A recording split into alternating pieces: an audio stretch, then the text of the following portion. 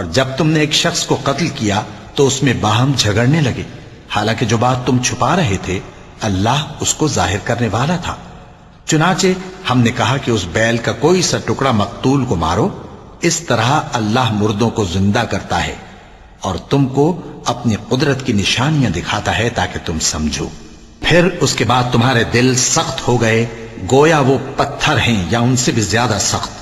اور پتھر تو بعضے ایسے ہوتے ہیں کہ ان میں سے چشمے پھوٹ نکلتے ہیں، اور بعضے ایسے ہوتے ہیں کہ پھٹ جاتے ہیں اور ان میں سے پانی نکلنے لگتا ہے، اور بعضے ایسے ہوتے ہیں کہ اللہ کے خوف سے گر پڑتے ہیں،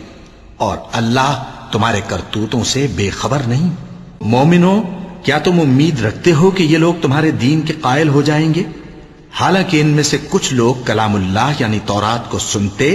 پھر اس کے سمجھ لینے کے بعد اس کو جان بوجھ کر بدل دیتے رہے ہیں،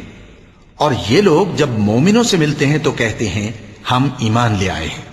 اور جس وقت تنہائی میں ایک دوسرے سے ملتے ہیں تو کہتے ہیں جو بات اللہ نے تم پر ظاہر فرمائی ہے وہ تم ان کو اس لیے بتائے دیتے ہو کہ قیامت کے دن اسی کے حوالے سے تمہارے پروردگار کے سامنے تم کو الزام دیں۔ کیا تم سمجھتے نہیں؟ کیا یہ لوگ یہ نہیں جانتے کہ جو کچھ یہ چھپاتے اور جو کچھ ظاہر کرتے ہیں اللہ کو سب معلوم ہے؟ اور بعض ان میں ان پڑھ ہیں کہ اپنی آرزوؤں کے سوا اللہ کی کتاب سے واقف ہی نہیں، اور وہ صرف اٹکل سے کام لیتے ہیں۔ سو ان لوگوں پر افسوس ہے جو اپنے ہاتھ سے کتاب لکھتے ہیں اور کہتے یہ ہیں کہ یہ اللہ کے پاس سے آئی ہے تاکہ اس کے عوض تھوڑی سی قیمت یعنی دنیاوی منفعت حاصل کریں۔ سو ان پر افسوس ہے اس لیے کہ بے اصل باتیں اپنے ہاتھ سے لکھتے ہیں، اور پھر ان پر افسوس ہے اس لیے کہ ایسے کام کرتے ہیں، اور کہتے ہیں کہ دوزخ کی آگ ہمیں چند روز کے سوا چھو ہی نہیں سکے گی۔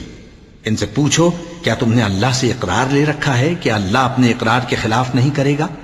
یا تم اللہ کے بارے میں ایسی باتیں کہتے ہو جن کا تمہیں مطلق علم نہیں؟